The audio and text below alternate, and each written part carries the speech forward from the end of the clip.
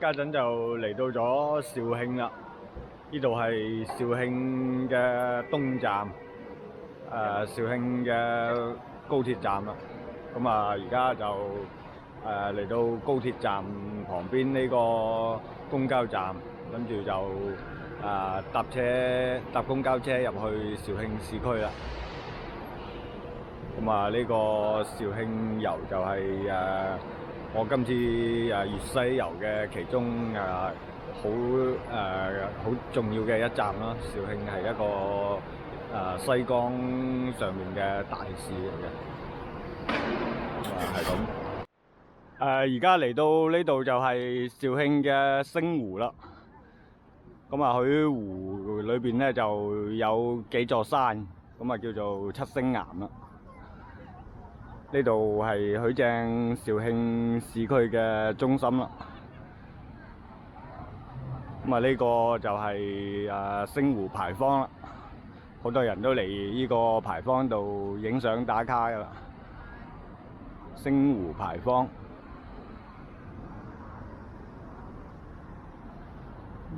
咁啊，後邊有好高嘅山。咁啊，肇慶市區啊，真係一個環境好好嘅地方啦，湖光山色啦，真係有湖有江有山。咁啊，呢度咧就呢個牌坊廣場咧，以前係有噴泉嘅，音樂噴泉係去到2000年之前咧，呢度嘅音樂噴泉咧都應該係成個廣東最大嘅音樂噴泉嚟嘅。以前就喺呢個位置，我記得我90年代嘅時候嚟過啦。咁啊，星期六開嘅時候咧，佢係好多人嘅，啲人去噴泉底下走啊、玩啊、玩水啊，咁係幾有氣氛嘅。哦，咁而家睇到個音樂噴泉應該係喺湖上面啦。咁啊，冇以前咁有意思啦。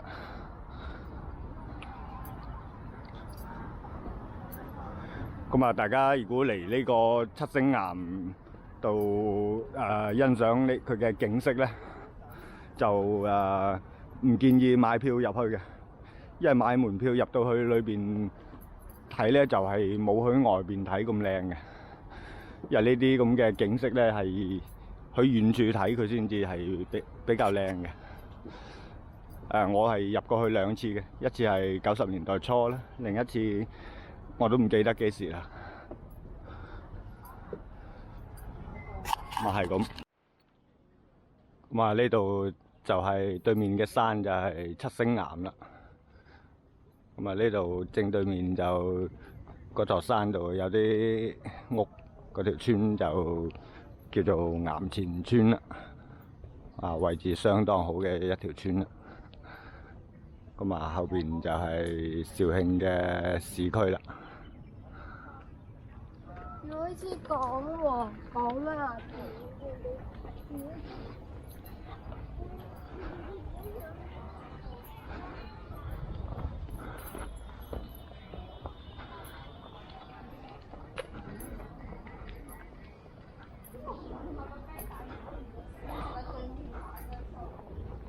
咁啊，呢度喺湖嘅另一邊有幾座細細地嘅石山，咁啊就係七星岩啦。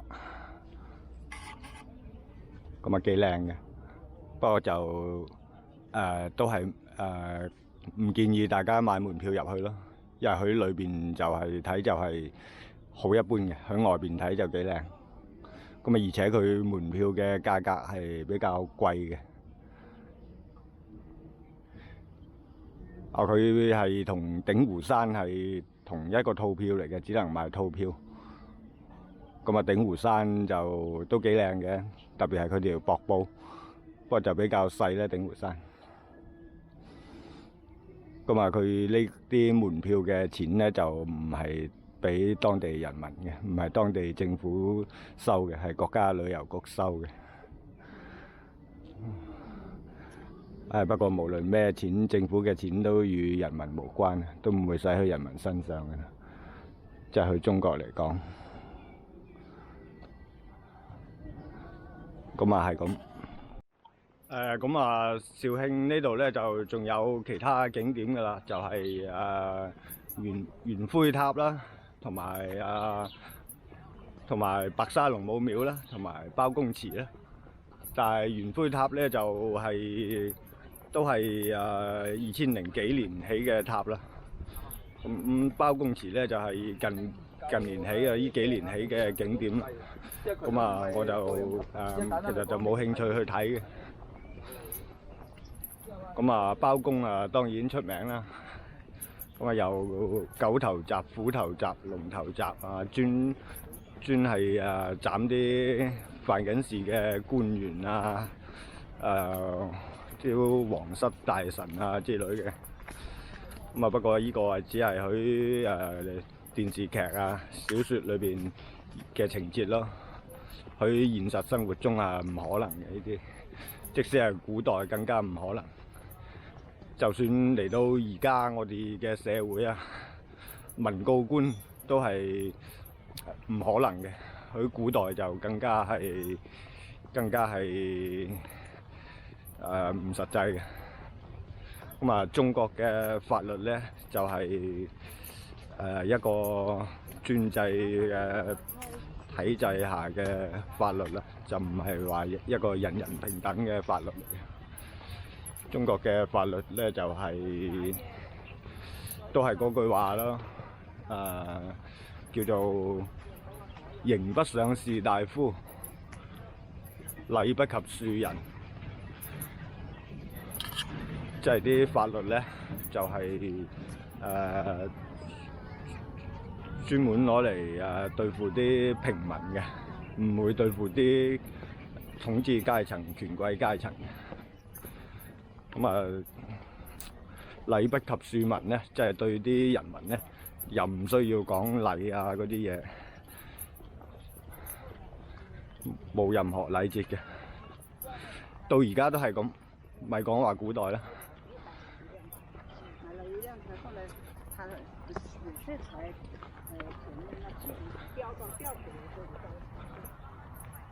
哇！呢度七星岩，呢度幾靚啊！而家就快日落啦。咁啊，佢國內咧，特別係廣東咧，就係城市裏邊咧，肇慶應該係最靚嘅市區。市區嘅景色。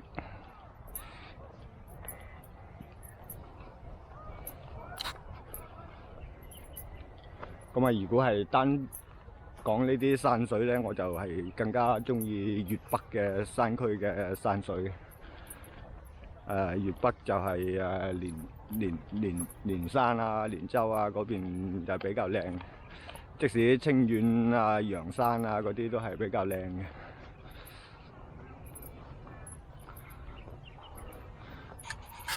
咁啊係。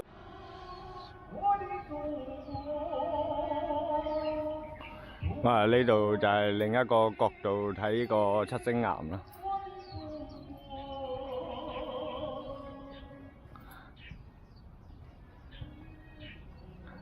啱啱係差唔多日落時候啦，而家幾大霧下嘅呢邊。山區嘅山城咧，一般都係幾大霧嘅，係咁。咁啊，呢度就係肇慶嘅清真寺啦。咁啊，去肇慶我都見到唔止一間咁嘅清真寺㗎啦。咁啊，呢啲咁嘅洋葱式嘅清真寺咧，就顯然就係改革開放之後起㗎啦。因為古代嘅清真寺咧就係瓦面屋嚟嘅，中式建築嘅。咁啊，改革開放之後咧就乜都要學外國啦，咁啊要學國外啲伊斯蘭咁啦，起成洋葱頂啦。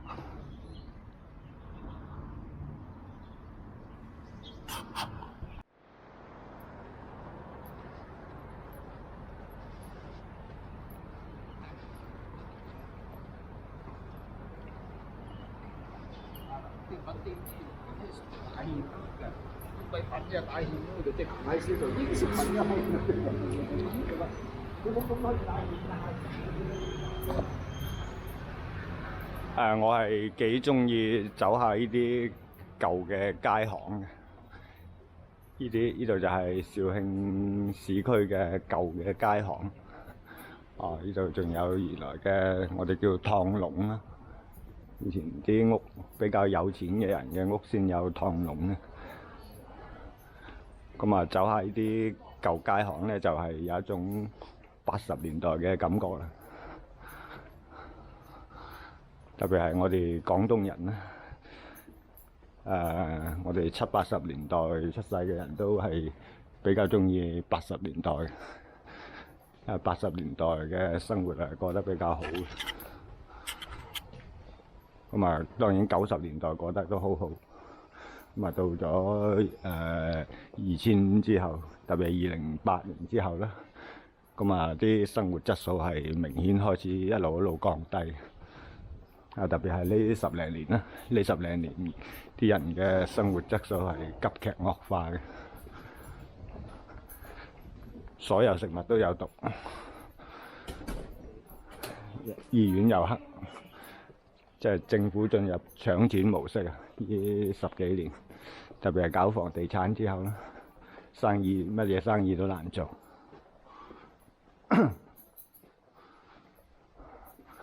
咁啊，好乾淨企理嘅街巷啦，呢條街都叫做大，如果係以前嘅話，係一條主路嚟嘅。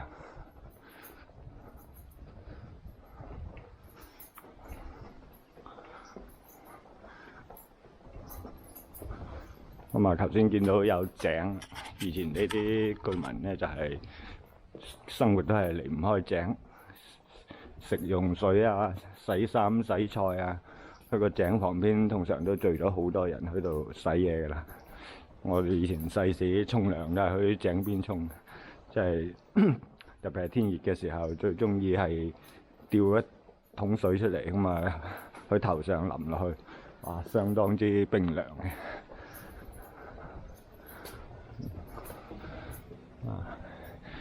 呢大屋啊！呢度有呢間屋係民國嘅時候嘅有錢人嘅屋啦，起得相當精緻嘅，但係裏外都荒廢晒啦，點解唔修葺一下？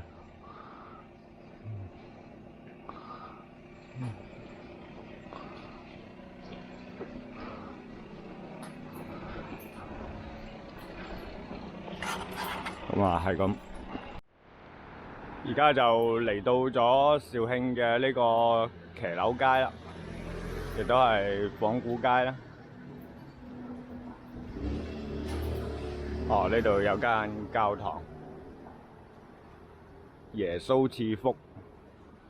咁啊，咩嘢嚟到中國都係變咗味㗎啦。咁啊，中國文化就係乜都係錢，嚟到中國咧就基督教都係講錢啦。耶穌賜福，個福字就係衣字旁加一口田，都係資產嚟。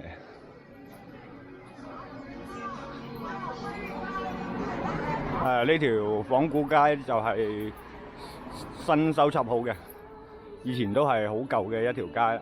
咁啊，到咗應該係2022同埋2023年之間修好㗎啦，因為我以前行過嘅時候都唔係咁嘅，以前都係好舊嘅一條街，啲屋兩邊嘅屋都好舊嘅，但係就冇而家咁修葺成咁嘅裝修到咁靚咁咯。咁啊，以前呢條街主要就係賣電子產品嘅，兩邊嘅商鋪都係賣電子零件。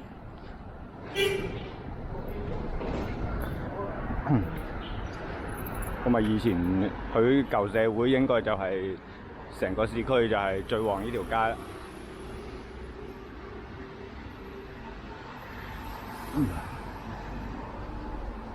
但係佢就冇將佢設成步行街嘅，都係可以通車嘅。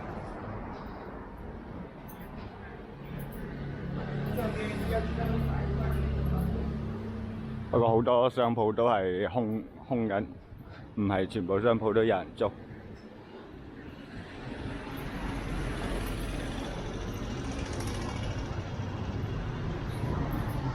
咁啊，呢個模式咧就係上下九模式啦。因為全國最早建成商業步行街嘅仿古街咧，就係上下九。咁啊，上下九就當然係搞得相當成功啦，所以就好多城市都效仿，所以就去到好多地方都見有條咁樣類似嘅仿古街啦。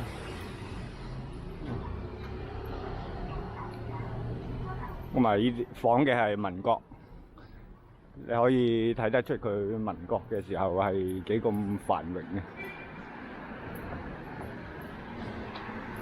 咁啊，佢依度仿嘅咧就係仿西關，西關亦都係民國建築為主啦。咁啊，見到佢啲街巷都係整個門樓，咁啊寫住咩里嘅。咁啊，里呢個詞就係即係巷咧，其實就嚟自秦朝嘅。秦朝就係商鞅變法，就係其中一條就係鄰里守望相看，唔係守望相助，係叫你互相監督，即係舉報啲鄰居。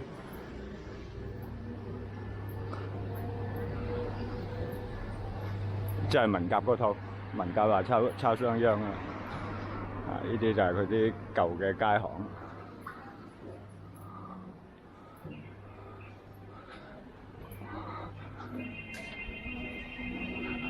咁啊，好短嘅一條街啦，差唔多行完啦。啊，睇埋呢 part，呢 part 啲裝修似乎幾靚。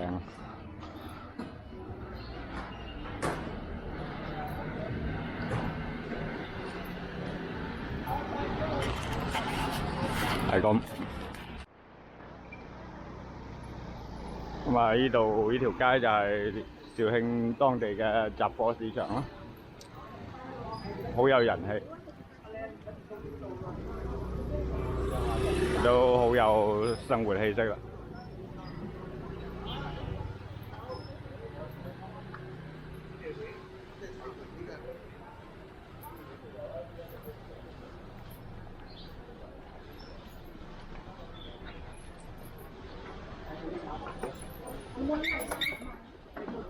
咁啊，呢度就係批發啲日用品啊、五金家庭用品啊之類嘅嘢。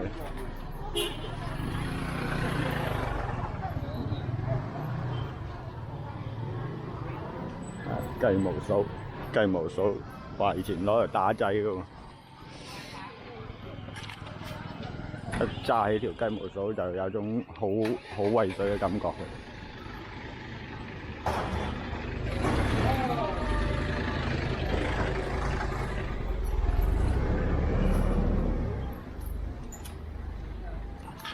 咁啊，係咁。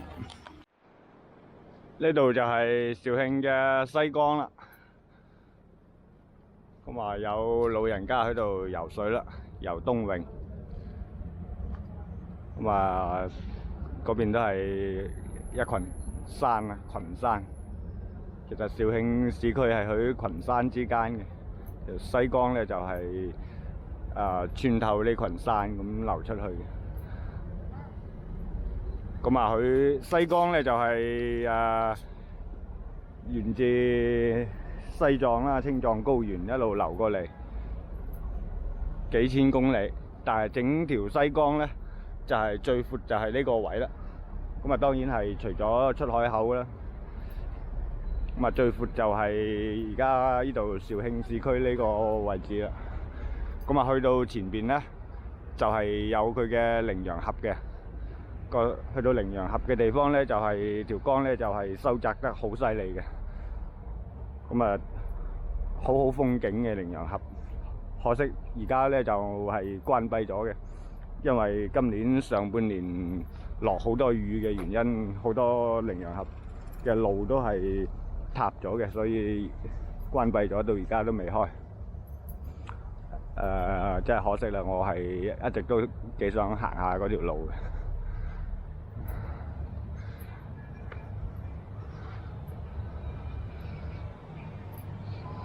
咁啊，對面就係高腰縣嘅縣城啦。今日都幾大霧嘅。咁啊，呢條江一直上去咧，就係德慶、鬱南、封開，跟住就梧州啦。咁啊，如果係以前古代行船咧，就係梧州咧，就基本上係最後一站啦。因為再上去嘅話咧，就係水流急啦，好難行。順流落嚟就得，逆流上去就唔得嘅。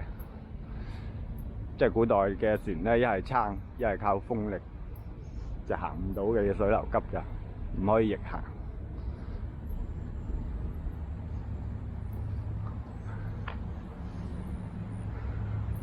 咁啊係咁，咁啊去呢條西江咧，就過咗去由肇慶市區一路走過咗羚羊峽咧，佢係喺江裏邊係有兩個島嘅。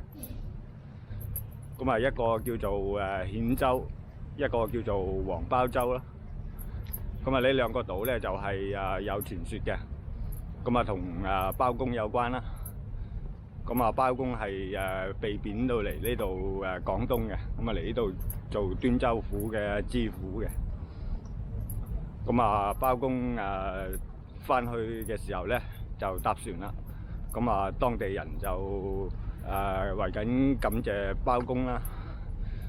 咁啊，因為佢係包青天啦。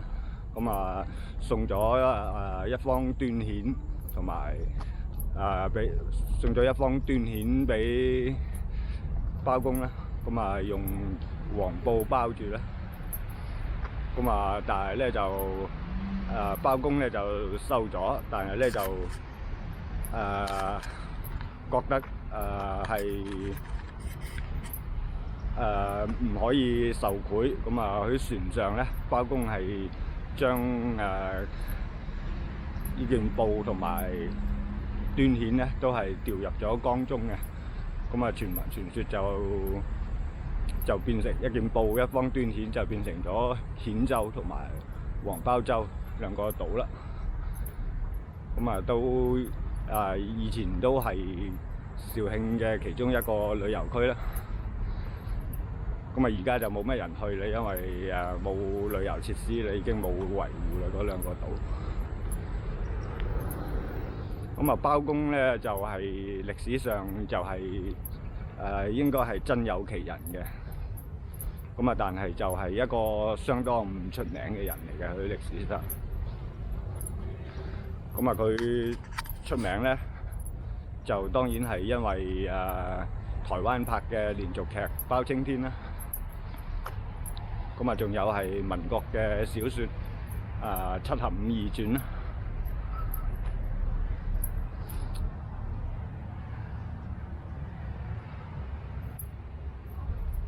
咁啊，肇慶就冇乜人出名嘅，喺古代。咁啊，最出名就係包青天啦，當然又有電視宣傳。咁啊，而家往我後邊方向，跟住呢條河咧往西走咧，就仲有就係出名嘅地方，就係嗰個月城龍母廟啦。就往德慶方向走，大概嚟呢度有40幾公里左右啦，估計。咁啊，應該屬德慶嘅，應該去雲安區搭高鐵站，再去到高鐵站再打滴滴，冇幾耐就到㗎啦。咁啊，月城龍母就係修道有成之後就普度眾生啦。咁啊比較出名嘅喺廣東附近，特別係珠三角啦。咁啊，大家如果嚟到肇慶就可以順道去一去。咁啊係咁。咁啊，呢度就係肇慶嘅永旺超市啦。啲棉花糖咁可愛嘅，都唔值得食。係咯，一食落去咪要咬咗個頭去。係咪好似好齊眼？咁啊，永旺超市啲品質係比較好，係我比較信任嘅超市。